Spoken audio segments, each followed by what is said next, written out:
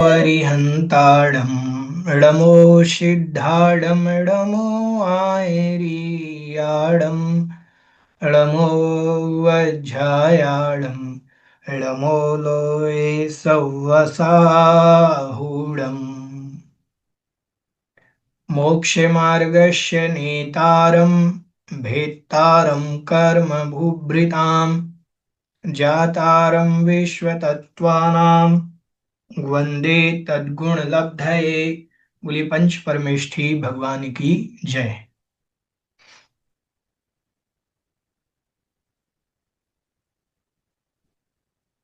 चलिए,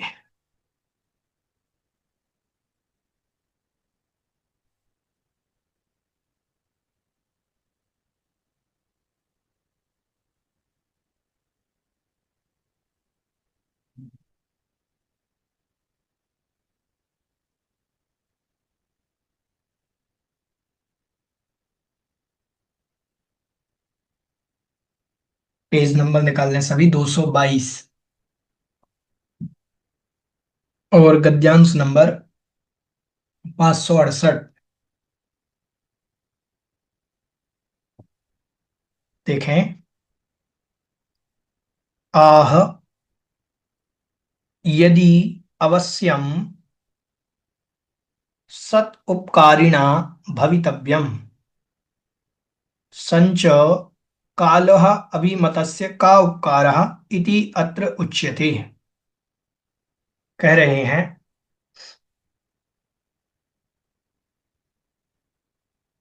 आह यदि अवश्यम जो अवश्य हैं, सत उपकारिण जो वस्तु सत है उनके उपकार होते हैं, तो सच्च कालः अभिमतस्य काल भी सत माना गया है, द्रव्य माना गया है। कह उपकारा इति अत्र उच्यते। अब उसका क्या उपकार है काल द्रव्य का, तो यहां पर कह रहे हैं, वर्तना परिणाम क्रिया परत्वा परत्वे च कालस्य। वर्तना परिणाम क्रिया परत्वा परत्वे च कालस्य। वर्तना वर्तना परिणाम क्रिया परत्व अपरत्व चा मतलब और कालस्य मतलब काल द्रव्य के परत्व और अपरत्व, और ये भी काल द्रव्य के उपकार हैं। काल द्रव्य के उपकार कह रहे हैं, एक तो वर्तना काल द्रव्य का उपकार है, परिणाम काल द्रव्य का उपकार है, क्रिया काल द्रव्य का उपकार है, परत्व और अपरत्व ये भी काल द्रव्य के उपकार हैं। वृत्तेः ऋजन्तात् कर्मणि भावे वा युटि स्त्रीलिंगे वर्तना इति भवति। वृत्तेः व्रत धातु से, वृत्तेः मतलब व्रत धातु से, ऋजन्तात् ऋजंत रूप में, ऋजंत एक संस्कृत में होते हैं, प्रयोग होते हैं।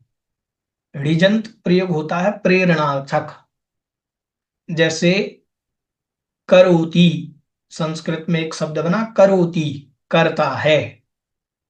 कार्यम करोति, कार्य को करता है। फिर कहा कार्य को करवाता है, तो क्या कहेंगे, एक तो हुआ कार्य को करता है और एक कार्य को करवाता है, दो प्रयोग हैं। तो पहला प्रयोग होगा कार्यम करोति, स्वयं कार्य को कर रहा है।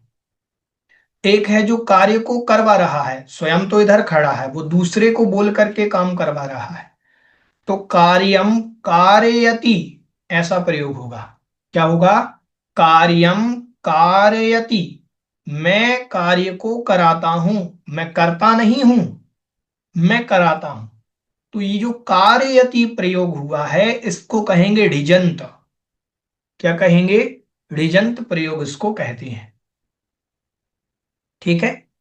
तो वृति ही ऋजंतात्, वृति धातु से ऋजंत प्रयोग होने पर कर्मणि भावेवा, कर्म अर्थ में और भाव अर्थ में, वह उसका कर्म है या वह उसका भाव है, इस अर्थ में युति, युट प्रत्यय के होने पर, युट नाम का प्रत्यय होता है, तो युट नाम के प्रत्यय होने पर, अब युट में ताकीद संज्ञा होगी, यू बचेगा यू, फिर एक सूत्र लगता है युवोर नाकऊ, तो यू को अन आदेश हो जाएगा। यू को क्या आदेश हो जाता है? अन। वू को अक, ऐसे आदेश होते हैं संस्कृत में। तो यू, युटी जो है, युटी में जो यू है, यू को अन आदेश होगा। अपने पास शब्द था वर्त, वर्त में अन मिल जाएगा तो बर्तन बन जाएगा। क्या बन जाएगा? वर्तन। यू आदेश होने पर, यू का अन आदेश होने पर क्या बन जाएगा? वर्तन। और बर्तन बनेगा स्त्रीलिंगे, और स्त्रीलिंग में प्रयोग होगा तो बर्तना हो जाएगा। ठीक है। जैसे चटक है, चटका, चटक कहलाता है चिड़िया, पक्षी। ठीक है। और चिड़िया का स्त्रीलिंग में चटका। ठीक है। अश्व मतलब घोड़ा, और घोड़ी को कहेंगे अश्वा। ऐसे शब्द बनते हैं। तो बर्तन बना पुल्लिंग में, और स्त्रीलिंग में हो गया वर्तना। ठीक है। स्त्रीलिंगे बर्तना इति भवति, बर्तना हो जाता है। ठीक है। ये व्याकरणात्मक पूरा भाव यहां दिया था। तो बर्तना शब्द कैसे बना? व्रत धातु से, वृति धातु से, या व्रत धातु से। ठीक है। व्रत धातु से युट प्रत्यय करने पर ऋजंत में, ऋजंत मतलब करवाता है, पलटना, बर्तन करवाना, ऐसा अर्थ हुआ उसका। ठीक है। वर्त्यते, वर्तम, वर्तन मात्रम वा वर्तना इति। वर्त्यते मतलब जो बर्तन कराता है, या वर्तन मात्रम, बर्तन परिवर्तन मात्र जो है वह वर्तना कहलाती है। धर्मादीनाम द्रव्याणाम, धर्म आदि द्रव्यों का, धर्म धर्म आकाश काल सभी, ठीक है, काल द्रव्य को छोड़ करके धर्मादि द्रव्य समझ लीजिए। धर्मादि द्रव्यों का स्वापर्याय निवृत्तिम प्रति, अपनी पर्यायों की रचना के लिए, स्वापर्याय निवृत्तिम मतलब अपनी पर्यायों की रचना के लिए। अब अपनी पर्यायों की रचना कैसे लगाना? देखिए, अपनी पर्यायों की रचना के लिए मतलब हर द्रव्य में अपना अपना परिवर्तन होता है, तो अपने पर्याय रूप स्वयं का परिवर्तन, अपने में अपना परिवर्तन, ये हुआ। ठीक है। स्व आत्मना एव वर्तमानानाम, स्व आत्मना एव स्वयं आत्मरूप, स्वयं अपने आप, वर्तमानानाम प्रवर्तन करते हुए, वाह उपग्रहात विना, वाह उपग्रह के बिना, तदवृत्ति अभावात, वाह उपग्रह मतलब वाह में उपकार के बिना, तदवृत्ति अभावात उसकी वृत्ति का अभाव होने से। किसकी वृत्ति का? हमने आपको कहा कि जैसे समुद्र है और लहरें हैं, जो समुद्र है वही लहर है ना। समुद्र अलग थोड़ी है लहरों से, कि लहरें अलग हैं समुद्र अलग है। तो लहरों का, समुद्र के पानी का परिवर्तन लहरों रूप हुआ, तो वही पर्याय है और वही द्रव्य है। लहर रूप उसकी पर्याय हो गई, और पानी ही द्रव्य है, पानी ही पर्याय है। मतलब लहर में भी पानी है और समुद्र में भी पानी है, जो ठहरा हुआ है उसमें भी पानी है, और जो लहर रूप बन रहा है उसमें भी पानी है। तो पानी तो दोनों में है, लेकिन अपने अपने में परिवर्तन हो रहा है। लेकिन उसमें कोई निमित्त है, उस लहर में कौन निमित्त है? हवा। हवा तेज उठी तो वो पानी इस प्रकार से लहर बन गया। लेकिन हवा पानी में नहीं मिली, ध्यान से सुनना। हवा पानी में मिली नहीं। हवा पानी में मिल सकती है क्या? हवा पानी में मिलती तो बुलबुले आ जाते हैं। हवा नहीं ठहरती पानी के अंदर। समझ में आया कि नहीं आया? हवा पानी के अंदर नहीं ठहरती है, लेकिन हवा निमित्त तो है पानी को लहर बनाने में, ठहरे हुए पानी को। ठीक है, ऐसा। तो ये कह रहे हैं कि धर्मादि द्रव्याणाम स्वपर्याय निवृत्तिम प्रति स्वात्मना एव वर्तमानानाम। धर्मादि द्रव्यों का अपनी पर्याय की रचना के प्रति, मतलब अपने पर्याय के परिवर्तन के प्रति, या अपनी पर्यायों की जो रचना करते हैं, स्व आत्मना एव वर्तमानानाम, अपनी आत्मा से, अपने, यहां आत्मा का अर्थ मतलब अपने आप, स्वयं से, स्वयं से वो वर्तन करते हैं, बाह्य उपग्रहात बिना, बाह्य किसी के बिना। वाह पर्याय का कोई वो नहीं है उसमें सहयोग, लेकिन वाह पर्यायात बिना, हाँ सॉरी, वाह उपग्रहात बिना, वाह उपकार के बिना, तद वृत्ति अभावात, उसकी वह वृत्ति नहीं हो सकती। धर्म द्रव्य में भी जो परिवर्तन हो रहा है वह बाह्य उपकार के बिना नहीं हो सकता। तो उसको जो करने वाला है वह प्रवर्तन उपलक्षितः कालः, उस परिवर्तन को करने वाला जो उपलक्षित है, जो कारण है, वह काल द्रव्य है। इति कृत्वा, ऐसा करके, वर्तना कालस्य उपकारा, वह जो वर्तना नाम की है वो करवाता है उपकार। यह काल द्रव्य का उपकार है। काल द्रव्य का एक गुण है वर्तना। ठीक है, वो वर्तना गुण दूसरे को परिवर्तन कराता है, स्वयं भी परिवर्तित होता है, दूसरे को भी परिवर्तित कराता है। समझ में आया? ठीक है, ऐसे। आगे कहा, कोडिजर्थाः। यहां णिच, णिच का अर्थ क्या है? णिच, णिजंत प्रत्यय कहा था ना, णिजंत, णिजंत पहले कहा था ये। तो बोले इसमें णिजंत कौन है? णिच, णिच प्रत्यय का अर्थ क्या है? णिच नाम का जो प्रत्यय आपने किया है, इसका अर्थ क्या है? तो कह रहे वर्तते द्रव्य पर्याय तस्य वर्तयिता कालः। वर्तते मतलब वर्तन करता है, परिवर्तन करता है। कौन परिवर्तन करता है? द्रव्य परिवर्तन करता है पर्याय रूप। वर्तते द्रव्य पर्याय, परिवर्तन करता है द्रव्य। किस रूप? पर्याय रूप वर्तन करता है।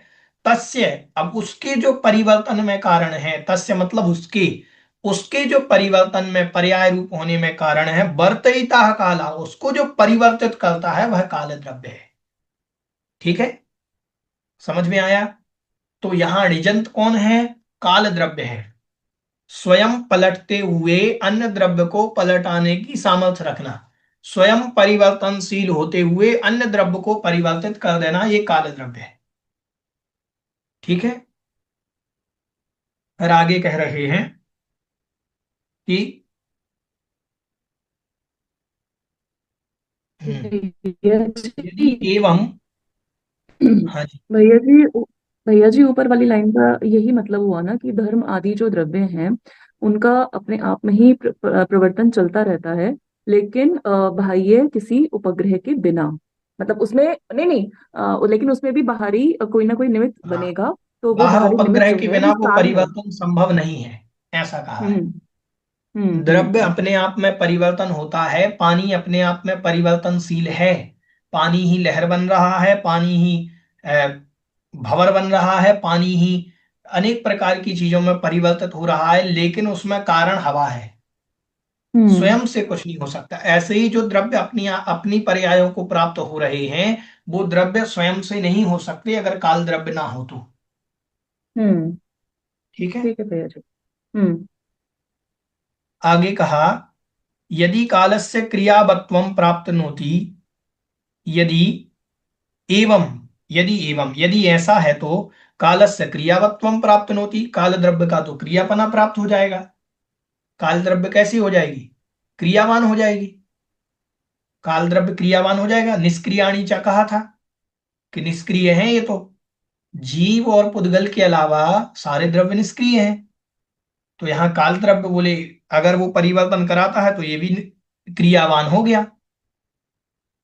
तो कह रहे हैं, यथा शिष्यो अधीते, जैसे शिष्य पढ़ता है, उपाध्याय, उपाध्याय अध्यापयती थी, गुरु पढ़ाते हैं, उपाध्याय पढ़ाते हैं। ठीक है, तो गुरु पढ़ाते हैं, शिष्य पढ़ता है, तो इसमें क्रियावान हो गए ना, कि गुरु ने पढ़ाया, शिष्य ने पढ़ा। काल द्रव्य ने परिवर्तन कराया, तो अन्य द्रव्य परिवर्तित हुआ, तो काल द्रव्य क्रियावान हो गया। ऐसा प्रश्न उठा है। तो बोले नैष दोषः, इसमें यहां पर कोई दोष नहीं है, ना ऐसा दोषा, यह कोई दोष नहीं है।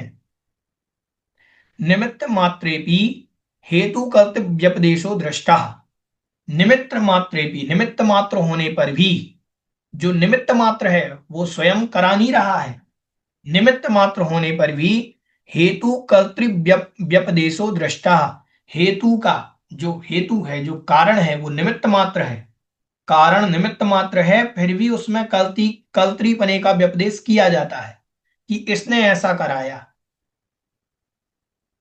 ठीक है, उदाहरण से जैसे अपन मान लीजिए आचार्य श्री हैं, आचार्य श्री ने दीक्षा दी, तो साधु कह रहे हैं कि आचार्य श्री के कारण मैं मुनि बना। अरे आचार्य श्री के कारण बने, आचार्य श्री तो निमित्त मात्र है, आचार्य श्री तो निमित्त मात्र है। अगर स्वयं की उपादान शक्ति नहीं, मुनि कौन बना, स्वयं बने। व्रत किन्ने धारण किए, हमने धारण किए, तो आचार्य श्री तो मात्र निमित्त बने शिष्य के लिए। समझ में आया कि नहीं आया? तो बोले निमित्त मात्र में भी कर्तृत्व का व्यपदेश किया जाता है कि आचार्य श्री ने मुझे मुनि बनाया। कहा तो जाता है कि आचार्य श्री ने बनाया, क्या कहा जाएगा? कहने में कौन आएगा, क्या आएगा? कि आचार्य श्री ने मुझे मुनि बनाया, ऐसा कहने में तो यही आएगा। तो ऐसा व्यपदेश किया जाता है। भैया यथा, जी, व्यपदेश का क्या मतलब है? कथन, कथन। है ना। हम्म। हम्म। व्यपदेश दृष्टा, ऐसा कथन देखा जाता है हम्म। कि हेतु में भी कर्ता का व्यवहार किया जाता है। ठीक है। हम्म।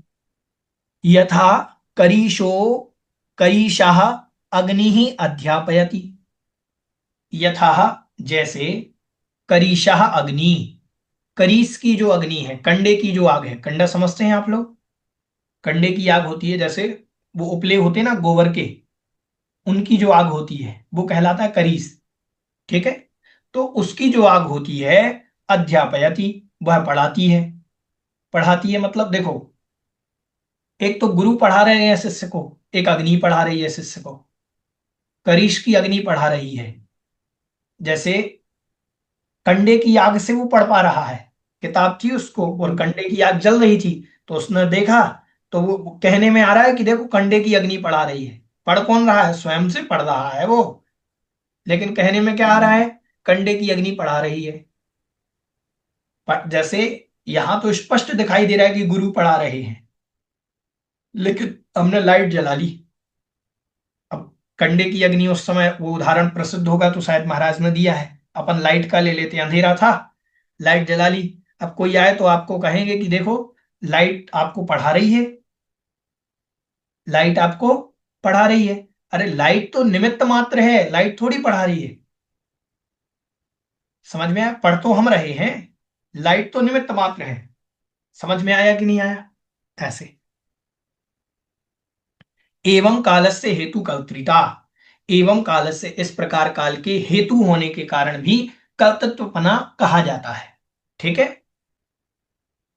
सा कथम कालः इति अवसीयते, वह कैसा काल है जो जाना जाता है, वह कैसे जाना जाता है कि यह काल है, वह काल है कैसे जाना जाता है? हमने कोई काम किया, उसमें काल द्रव्य निमित्त है, ये कैसे जाना जाएगा? सह कथम अवसीयते, उसको कैसे जाना जाता है? तो कह रहे हैं समयादीनाम क्रिया विशेषाणाम, समय आदि क्रिया विशेषों के द्वारा, समय, मिनट, समय, सेकंड, मिनट, घंटे, दिन, रात, ये समय आदि विशेषणों के द्वारा जो है जाना जाता है। समय आदि भी, समय आदि के द्वारा, निर्वर्त्यमानानाम, निर्वर्त्यमानानाम, निर्वर्त्यमान मतलब रचित। ठीक है। और समय आदि के द्वारा रचित पाकादि नाम, एक तो समय के क्रिया विशेषणों के द्वारा और समय की रचना से पाक आदि के द्वारा, दो चीजें समझना। एक इन्होंने कहा समयादि नाम क्रिया विशेषणाम। ठीक है। समय आदि क्रिया विशेषों के द्वारा। हमने कहा 1 घंटे हो गए, 2 घंटे हो गए, 3 घंटे हो गए, तो ये समय के क्रिया विशेषण हो गए। मिनट, सेकंड, घंटे, दिन, ये क्रिया विशेषण हो गए समय के। समय आदि क्रिया विशेषों से ज्ञान हुआ कि 2 घंटे व्यतीत हो गए, 3 घंटे व्यतीत हो गए, 4 घंटे व्यतीत हो गए। अब इसमें तो काल द्रव्य हमें दिख नहीं रहा है, लेकिन फिर भी अपन कह रहे हैं कि 2 घंटे निकल गए। तो समय आदि क्रिया विशेषणों के द्वारा हम उसका संबोधन कर रहे हैं, पहला। दूसरा कह रहे हैं समय आदि भी निर्वर्त्यमानानाम च पाकादीनाम। चा मतलब और, समय आदि के द्वारा, समय आदि के द्वारा निर्वर्तमानानाम रचित, तैयार हो गया। निर्वर्तन मतलब तैयार होना, समय आदि से जो तैयार हुआ है। पाक आदि नाम समयः पाकः इति एवं आदि स्वसंज्ञारूढ़ रूढ़ि सद्भावे अपि समयः कालः उदन पाकः कालः इति अध्यारोप्यमाणः काल व्यपदेशः तद्व्यपदेश निमित्तस्य कालस्य अस्तित्वं गमयति। कह रहे हैं पाक आदि नाम समय। पा, पाक मतलब होता है पकाना। हमने चावल रख दिए पकाने के लिए कुकर में, ठीक, 15 मिनट तक वो कुकर में पक रहे थे। अब हमने कहा 15 मिनट व्यतीत हो गए। क्या व्यतीत हो गए? 15 मिनट व्यतीत हो गए। तो एक तो हमने क्रिया विशेषण से बतलाया कि 15 मिनट निकल गए। तो आपको एक तो इससे मालूम चला कि 15 मिनट निकल गए। अब दिखते तो है नहीं वो 15 मिनट। क्या दिख रहे हैं 15 मिनट? वो तो घड़ी है तो हम कह रहे हैं कि 15 मिनट निकल गए। घड़ी नहीं होती तो क्या समय नहीं निकलता 15 मिनट का? ध्यान से सुने। यदि घड़ी है आज, तो हम कह रहे हैं कि 15 मिनट निकल गए। क्रिया विशेषण कुछ ना कुछ तो नाम देना पड़ेगा कि 15 मिनट हो गए। समझ में आया? तो हमने कहा संस्कृत में हो रहा। ओदन पाक इसको कहेंगे भैया जी। हाँ जी। ओदन पाक। अभी ओदन। वहां पहुंचे कहाँ हैं? आप लोग ये आगे पहुंच हिंदी गए हिंदी ना पढ़ पंडित रहे जी, हैं। अपन ने बोला ना। हाँ वो तो पढ़ लिया, लेकिन अभी हम वहां पहुंचे कहाँ? अभी ठीक तो है हम पंडित। पाक आदि नाम की चर्चा कर रहे हैं। देखें, पाक आदि नाम समय, दो चीजें समझें आप लोग बहुत अच्छे से। पहला तो क्या है? समय का व्यतीत होना। हमने कहा उसका नाम दे दिया 15 मिनट व्यतीत हुए। अब वो हमें 15 मिनट दिख तो है नहीं रहे। हमने तो घड़ी में देखा कि ये 15 मिनट निकल गए। दिख थोड़ी रहे कि 15 मिनट हो गए। नहीं दिख रहे ना। तो फिर हमें कैसे मालूम चला कि काल द्रव्य है? तो बोले एक दूसरे कारण से। वह समय आदि भी निर्वर्तमान, उस समय के द्वारा जो रचित हो गया है। पाक आदि नाम समय, पाक आदि का समय, पाक मतलब पकना। हमने चावल 15 मिनट पहले जो कुकर में रखे थे, वो पक गए हैं 15 मिनट बाद। तो हमें इससे मालूम तो चला है कि समय तो निकला है, तब तो ये पके हैं। अगर समय नहीं निकला होता तो इनमें परिवर्तन नहीं होता। इनके परिवर्तन में कोई ना कोई तो कारण है। पहले कच्चे चावल डाले थे पानी में हमने, ये पक करके कैसे बाहर आए? मतलब किसी ने तो परिवर्तन कराया है इनका। समझ में आया? और 15 मिनट में ही पके, 2 मिनट में नहीं पक सकते। ठीक है। हाँ नीना जी। भैया जी अगर ऐसे कहें तो कराया तो अग्नि ने है पकना इनका। हाँ कराया है, लेकिन काल समय तो निकला कि 15 मिनट में पके हैं। हम्म। पकाया अग्नि ने है, अग्नि भी निमित्त है वहां, लेकिन हम्म। काल तो लगा कि नहीं लगा? काल के बोलिए। परिपेक्ष में हाँ, कहेंगे कि काल के परिप्रेक्ष्य में, अग्नि के परिप्रेक्ष्य में नहीं, काल के परिप्रेक्ष्य में। अब वो काल दिख रहा क्या? नहीं दिख रहा। नहीं। फिर भी अपन को मालूम तो है कि 15 मिनट लगे तब तो पका है। अगर इतना काल नहीं लगता तो पकता नहीं। हम्म। समझ में आया कि नहीं आया? काल के परिपेक्ष में हाँ, कहें। काल के परिप्रेक्ष्य में समझ। ठीक है भैया जी। तो दो हो गए। एक तो अपन ने क्रिया विशेषणों से जाना कि 15 मिनट निकले। एक दूसरा जाना, किसी वस्तु को हमने 15 मिनट पहले रख दिया था, वो पक गई है, तो हमें उससे मालूम चला कि काल द्रव्य है। तो ठीक है, क्योंकि दिखता है नहीं तो कहीं ना कहीं से सिद्ध करना पड़ेगा। फिर आगे कह रहे हैं समय पाक इति एवं आदि, इस प्रकार से। और ये पाक का समय है, पकने का इतना समय है। स्वसंज्ञा रूढ़ी सद्भावे अपि, स्वसंज्ञा अपने नाम की रूढ़ी का सद्भाव होने पर भी, समय काल, ओदन पाक काला इति अध्यारोप्यमाण, अपनी संज्ञा के रूढ़ी का सद्भाव होने पर भी समयः कालः ओदनपाकः, अपनी संज्ञा लेकर के चल रहा है कि 15 मिनट, उसकी संज्ञा है उतने काल की कि 15 मिनट ये नाम है उसका। 15 मिनट निकलने का नाम क्या है? 15 मिनट, ये नाम हो गया ना 15 मिनट। तो ये उसका स्वयं का संज्ञा होने के बावजूद भी, ऐसा होने के बावजूद भी समय काल ओदन ओदन पाक, समय का जो काल है वो कह रहे हैं ओदन पाक, ये चावलों के पकने का काल है, ऐसा भी कह दिया। चावल के अपन ने कहा ओदन पाक, चावल को पकने में 15 मिनट लगते हैं, तो अपन ने कह दिया कि ओदन पाक काल समय काल, दोनों एक अर्थक हो गए। 15 मिनट कहें या हम कहें कि कभी कभी अपन कह देते ना कि 6 बजने हैं, तो अपन को 6 बजे कैसे मालूम चल जाएगा? स्कूल की जो घंटी बजेगी उस घंटी से मालूम चल जाएगा कि 6 बज गए। या कोई चीज ऐसी ध्वनित होगी जिससे अपन को मालूम चल जाएगा कि 6 बज गए। तो अपन को मालूम है कि एक एक घंटा जो व्यतीत हो रहा है हमें इस ध्वनि से मालूम चल जाता है। समझ में आया कि नहीं आया? ठीक है, ऐसा। तो ओदन पाका, ओदन मतलब होते हैं चावल, भात।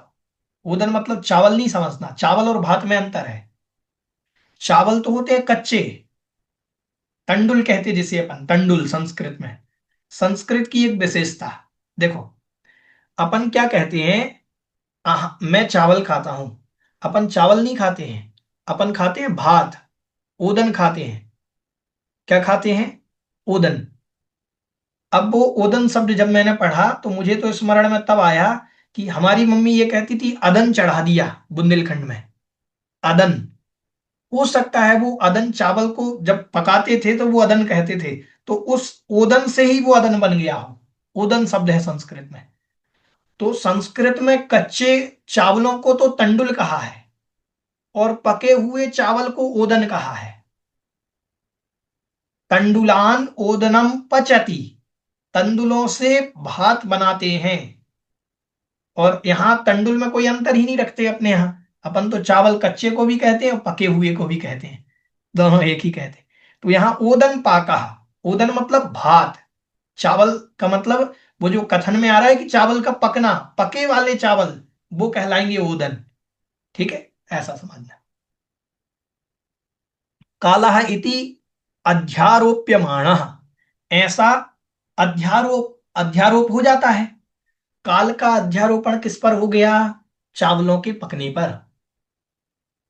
कि चावल जितने समय में पकते हैं उतने समय को 15 मिनट कहते हैं, या 15 मिनट में चावल पकते हैं। दोनों बात समझना। हमने कहा 15 मिनट किसे कहते हैं, 15 मिनट कोई जानता नहीं था, तो अपन ने कहा जितने काल में चावल पक जाएंगे वो 15 मिनट कहलाएंगे। समझ में आया कि नहीं आया? ठीक है, ऐसे। फिर आगे कहा,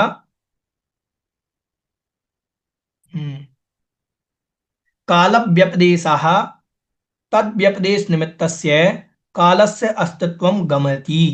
कालस्य काल व्यपदेशः, काल का कथन, और तद व्यपदेश निमित्तस्य, उसके जो कथन का निमित्त है उससे कालस्य अस्तित्वं गमयति, उससे काल के अस्तित्व का ज्ञान हो जाता है।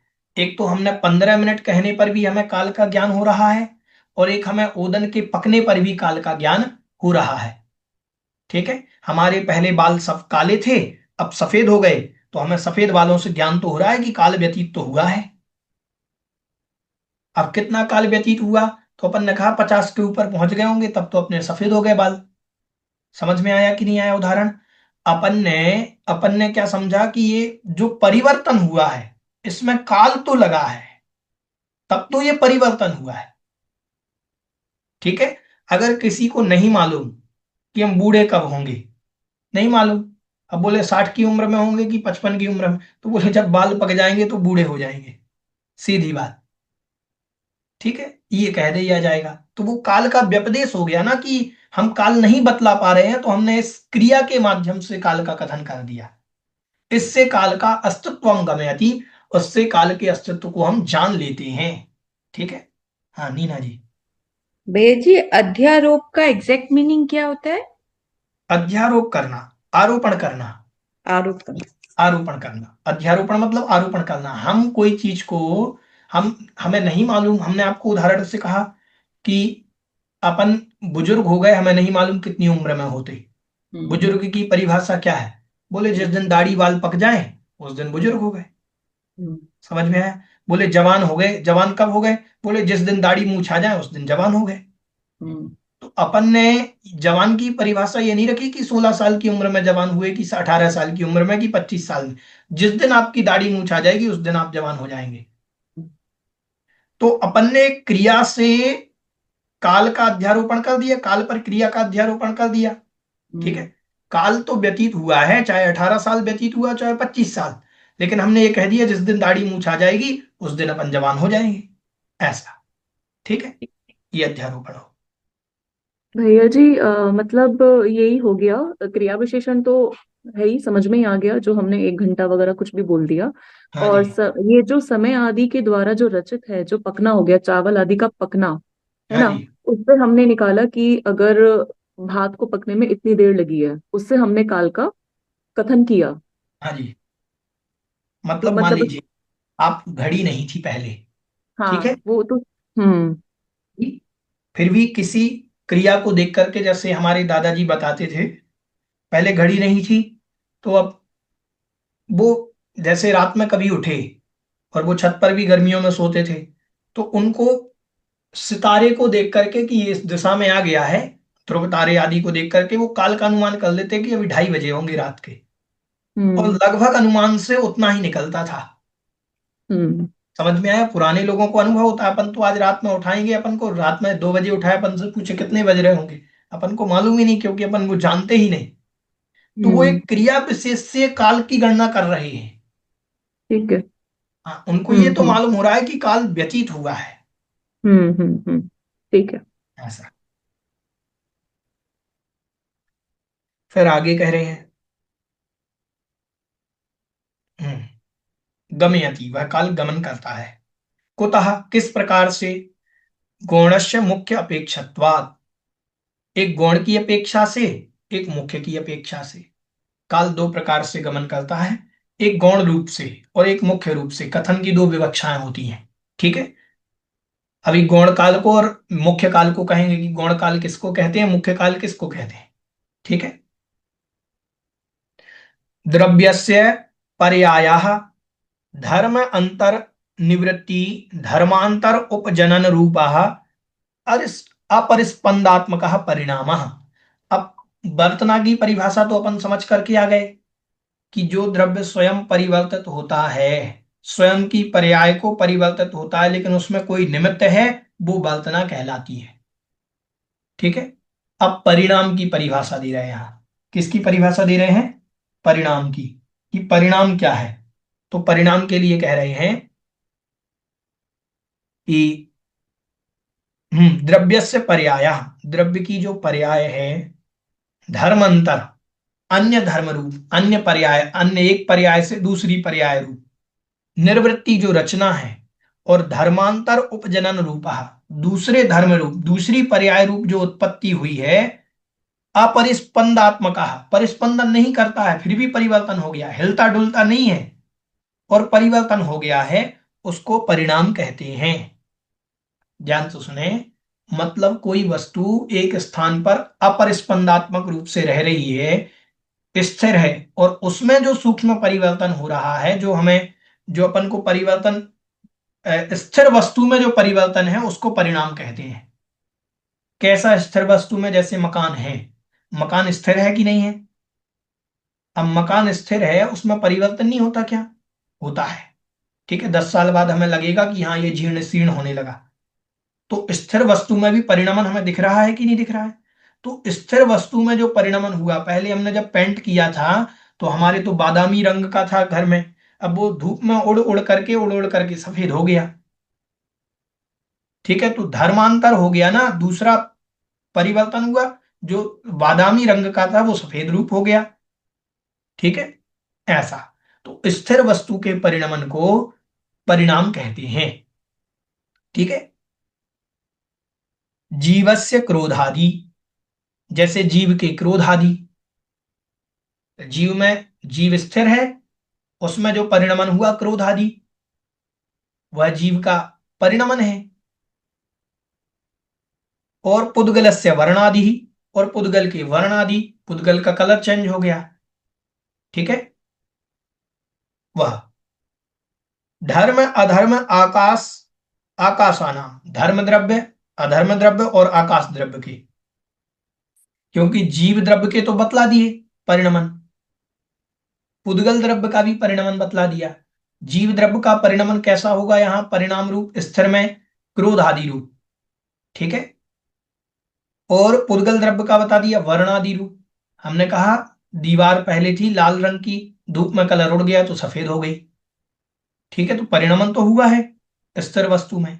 अब स्थिर वस्तु तो धर्म अधर्म आकाश भी है, तो बोले इनमें कैसा परिणमन होगा, तो धर्म अधर्म आकाशानाम अगुरु लघु गुण वृद्धि हानि कृता। धर्म अधर्म आकाश द्रव्य में तो अगुरु लघु गुण, अगुरु लघुत्व गुण के कारण वृद्धि हानि कृता, वृद्धि हानि उनमें होती है, स्वयं में वृद्धि हानि रूप परिणमन होता है, ठीक है। समझ में आया कि नहीं आया? कौन से गुण के कारण होता है अन्य द्रव्यों में परिवर्तन, धर्म धर्म आकाश द्रव्य में, तो कहा अगुरु लघु गुण के कारण, ठीक है, उनमें गुण है अगुरु लघुत्व, उसी गुण में परिणमन वृद्धि हानि होती है, ठीक है। और यह भी जानना चाहिए इधर कि अन्य गुणों में कोई परिवर्तन नहीं होता है, षडगुणी हानि वृद्धि मात्र अगुरु लघु गुण के कारण होती है द्रव्यों में, अन्य द्रव्यों के कारण, अन्य गुणों के कारण षडगुणी हानि वृद्धि नहीं होती है, ठीक है। तो हर द्रव्य के पास अगुरु लघुत्व गुण है। अब कह रहे हैं क्रिया परिस्पंदात्मिका, क्रिया जो है वो परिस्पंदात्मक है। क्रिया कैसी है? परिस्पंदात्मका, जो परिवर्तनशील है। अभी क्या कही था उन्होंने, अपरिस्पंदात्मक परिणाम, जो अपरिस्पंदन रूप है वो तो परिणाम है, जो परिस्पंदन रूप है, हलन चलन रूप है, उसका नाम क्रिया है। शब्द से ही हो रहा है, क्रिया मतलब हलन चलन, ठीक है। द्विविधा, वह दो प्रकार की है। कौन? क्रिया, वर्तना हो गई, परिणाम हो गई, क्रिया। क्रिया दो प्रकार की है, जो हलन चलन रूप परिणमन है वह दो प्रकार का है।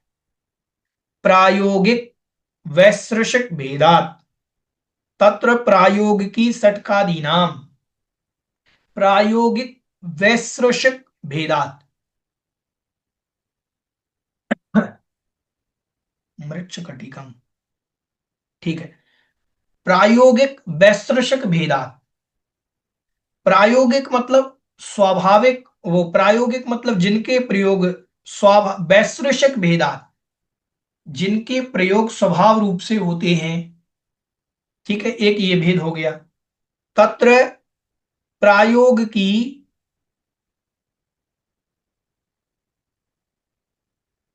नहीं नहीं सॉरी, दो भेद हो गए, प्रायोगिक और वैश्रषिक दो भेद बनेंगे। एक तो प्रायोगिक भेद हो गया किसका? क्रिया का। एक क्रिया का हुआ प्रयोग करने पर जो परिवर्तन हो रहा है, किस पर? प्रयोग किया तो परिवर्तन, वो प्रायोगिक हो गया। और एक हुआ वैश्रषिक, वैश्रषिक मतलब स्वाभाविक, स्वाभाविक, ठीक है। ये शब्द अपन ने दूसरे अध्याय में पढ़ा था एक स्थान पर, वैश्रषिक, स्वाभाविक के भेद से। तत्र प्रायोगिकी, उसमें जो प्रायोगिकी नाम की क्रिया है वह क्या है? सटकादि नाम, सटक आदि का, सकटादि नाम, सॉरी, सकटादि नाम, सकट, सकट कहते हैं गाड़ी को, बैलगाड़ी आदि जो है उनको सकट कहा जाता था, बैलगाड़ी जो है उसको सकट कहा जाता था, ठीक है। एक काव्य भी लिखा है कोई, मुझे नाम नहीं आ रहा उसका, मृच्छकटिकम, हाँ मृच्छकटिकम, वो काव्य है। मृत मतलब मिट्टी का, वो, और सटिकम, सटिकम मतलब गाड़ी, मिट्टी की गाड़ी, वो मृच्छकटिकम नाम का एक काव्य लिखा है संस्कृत में, ठीक है, मिट्टी की गाड़ी, मृच्छकटिकम। तो वह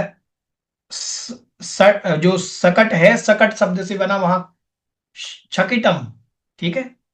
तो मृच्छकटिकम जैसे बनता है मिट्टी की गाड़ी, ये जो परिवर्तन है ये क्रियाशील है, ये हम करा रहे हैं, हमने गाड़ी को चलाया है, एक स्थान से दूसरे स्थान पर ले गए, ये परिवर्तन हुआ है, ये इसमें भी काल द्रव्य कारण है। ठीक है।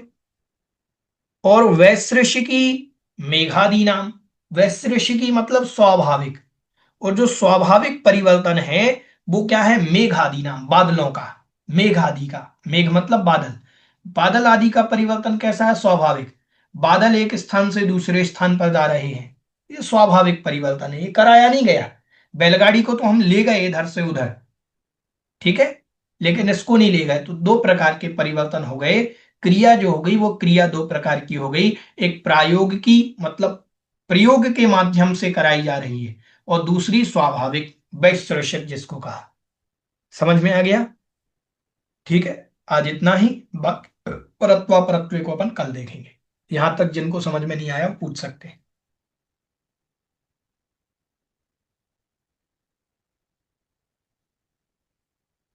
आ गया सभी को समझ में? ठीक है, देखो पांचवा अध्याय थोड़ा कठिन आप लोगों को लगेगा ही लगेगा, ये हमने पहले ही आप लोगों से कहा था कि पहला और पांचवा अध्याय कठिन है, तो पांचवे अध्याय में थोड़ा ये विषय रहेगा भैया जी, क्लिष्ट। भैया हाँ जी, भैया जी समझ में नहीं आया, ये आप एक बार रिपीट करा देंगे कल? हाँ हाँ कल करा देंगे। हाँ ठीक है, जी। संक्षिप्त भैया में समझा जी देंगे, समय से जुड़ जाना सभी, हाँ जी। शुरुआत में ही समझा देंगे उसको। भैया जी इसका मतलब जो छहों द्रव्य हैं उनमें जो हाँ जी, षडगुणी हानि वृद्धि हो रही है वो सिर्फ अगुरु लघु गुण के कारण हो रही है, हाँ बाकी जी उसमें और बिल्कुल, कोई समर्थ नहीं है। नहीं, ठीक है। अस्तित्व गुण आदि में परिवर्तन नहीं होता है। ठीक है, अच्छा, परिवर्तन, जो साधारण गुण है। अस्तित्व गुण भी तो सबके अंदर है, हम्म। ठीक है, लेकिन उसमें जो द्रव्य में परिवर्तन हो रहा है वो अगुरु लघु गुण के कारण ही होता है, अन्य गुणों के कारण नहीं। व्यंजन हम्म। पर्याय का भी भैया जी, हाँ जी, व्यंजन पर्याय का भी हाँ व्यंजन पर्याय का भी, गुरु लघु कुंज से ही हो रहा है। हाँ सब द्रव्यों में अगुरु लघु गुण है, व्यंजन पर्याय भी अर्थ पर्याय भी दोनों। ठीक है, परिवर्तन तो उसी से ही होगा अगुरु लघु गुण के कारण। अगर वो व्यंजन पर्याय में भी अवगुरु लघु गुण तो है ही, व्यंजन पर्याय हम्म। जिस द्रव्य की है, तो वो व्यंजन पर्याय जिस द्रव्य की है उसमें भी तो अगुरु लघु गुण है, उस द्रव्य में, वो है तो द्रव्य, परिवर्तन तो उसी कारण से होगा। ठीक है, और जो परिवर्तन जो नाम है वो काल द्रव्य का है। हाँ परिवर्तन काल द्रव्य का नाम है। ठीक है, काल स्वयं चलते हुए दूसरे को परिवर्तन कर देता है, स्वयं तो चल ही रहा है, घड़ी घंटा स्वयं परिवर्तित हो ही रहे हैं। अब ये घड़ी घंटा अब अभी आ गए हैं, पहले नहीं थे तो क्या दिन रात नहीं निकलते थे, निकलते थे, एक घंटा दो घंटे नहीं निकलते थे, निकलते थे। ठीक है, पहले पहर कहे जाते थे, याम कहे जाते थे। ठीक है, इनको समझ में आया कि नहीं आया? ऐसे, चलिए, ये समाधि परिणाम शुद्धि स्वात्मोपलब्धि शिवशोक सिद्धि चिंतामणिं चिंतित वस्तुदाने त्वां वन्द्यमानस्य ममास्तु।